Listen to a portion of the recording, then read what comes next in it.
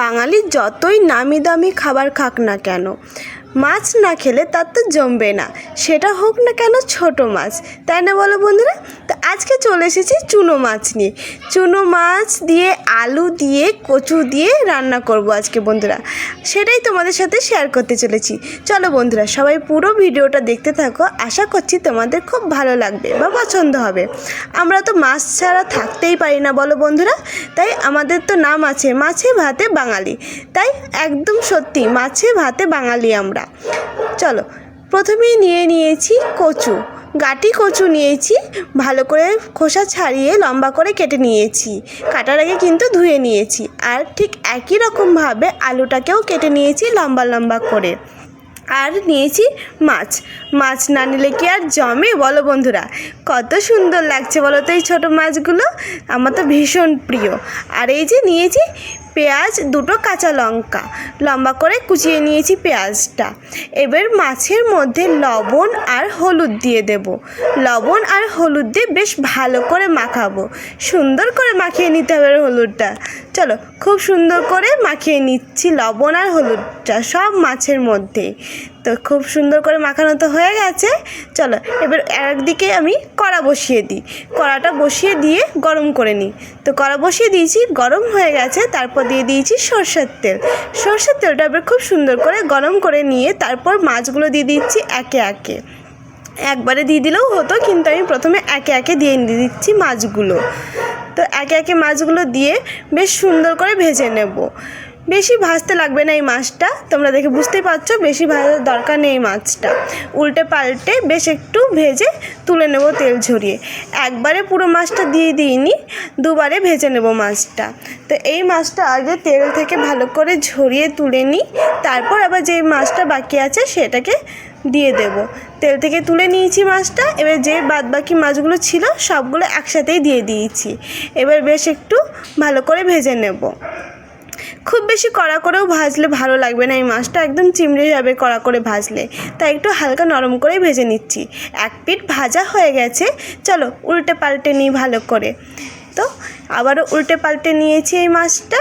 এই মাছটা না ভীষণই খেতে ভালো লাগে, বড় মাছের থেকে ছোট মাছ খেতে কিন্তু সত্যিই ভালো লাগে বেশি। তো ভাজা হয়ে গেছে মাছটা, চলো তেল থেকে ভালো করে তুলে নিই ঝরিয়ে তেলটা। সুন্দর করে তেল ঝরিয়ে মাছটাকে তুলে নিয়েছি বাটির মধ্যে। এবার ওই তেলের মধ্যেই দিয়ে দিয়েছি রাঁধুনি ফোড়ন। একদম রাঁধুনি ফোড়ন দিলে কিন্তু বেশ জমে যায়, তাই না বলো বন্ধুরা? রাঁধুনিটাকে বেশ ভালো করে ভেজে নিচ্ছি, একটা সুন্দর স্মেল এসেছে। তারপর দিয়ে দিয়েছি কেটে রাখা আলু আর কচু, বেশ সুন্দর করে এবার ভেজে নিতে হবে। বেশ ভালো করেই কিন্তু আলু আর কচুটাকে ভেজে নেব। আলু আর কচুটা হালকা ভাজা হয়ে গেছে, এবার দিয়ে দেব কেটে রাখা পেঁয়াজ আর কাঁচা লঙ্কা। তোমরা চাইলে কিন্তু কাঁচা লঙ্কাটা বেটে দিতেও পারো, আর পরিমাপটা তোমরা বাড়িয়ে কমিয়ে নিতেই পারো, যে যেরকম ঝাল খাও সেরকমভাবে। চলো, এবার পেঁয়াজটা আলু আর কচুর সাথে খুব সুন্দর করে ভেজে নেব। বেশ একটু ভালো করেই ভেজে নিতে হবে। গ্যাসের ফ্লেমটা কিন্তু একদম মিডিয়াম করা আছে, স্লো টু মিডিয়ামে রেখেই কিন্তু রান্নাটা করে নিচ্ছি। অনবরত নাড়া দিয়ে নিচ্ছি যাতে লেগে না যায়। চলো, এটা ভাজা হোক, ততক্ষণ আমরা আদা আর জিরেটা বেটে নিই। তো এখানে আমি আদা আর জিরে বেটে নিয়েছি। বললাম না, তোমরা চাইলে কিন্তু লঙ্কাটাও বেটে নিতে পারো, আমি লঙ্কা বেটে নিইনি। তারপর দিয়ে দিয়েছি বেটে রাখা আদা, জিরে, স্বাদ মতো লবণ, হলুদ, আর দিয়ে দিচ্ছি একটুখানি জল, নইলে আবার মশলাটা লেগে যাবে, সেই জন্য সামান্য জল দিয়ে এবার মশলাটাকে বেশ সুন্দর করে কষিয়ে নেব একসাথেই। এরকম ঘরোয়া রেসিপি পেতে হলে কিন্তু আমার চ্যানেলটাকে সাবস্ক্রাইব করে রাখতে হবে বন্ধুরা। কি বলো?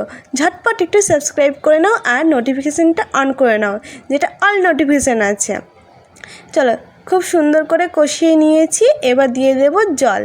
পরিমাণ মতো জল দিয়ে দিচ্ছি, যেহেতু খুব বেশি ঝোল করব না, আর কচুটা কিন্তু সেদ্ধ হতে একটু টাইম লাগবে। এই কচুটা দেখছি একটু সেদ্ধ হতে টাইম লাগছে, সেজন্য একটু জলটা বেশি দিয়েছি, কিন্তু ঝোলটা খুব বেশি করব না।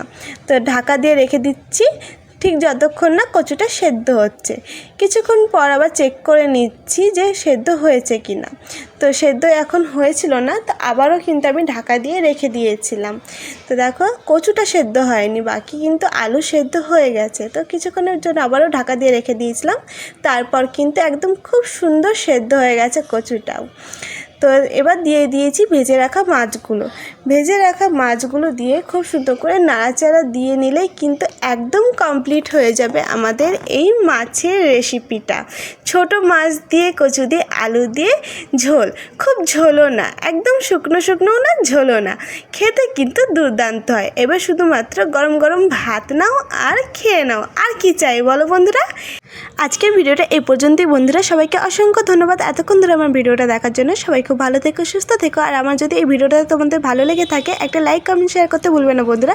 তোমাদের সুন্দর সুন্দর কমেন্ট কিন্তু আমাকে আরও উৎসাহ করে নতুন নতুন ভিডিও নিয়ে আসার জন্য। তো আবারও দেখা হচ্ছে অন্য কোনো ভিডিওতে বন্ধুরা। ততক্ষণের জন্য সবাই ভালো থেকো। Okay bye, tata.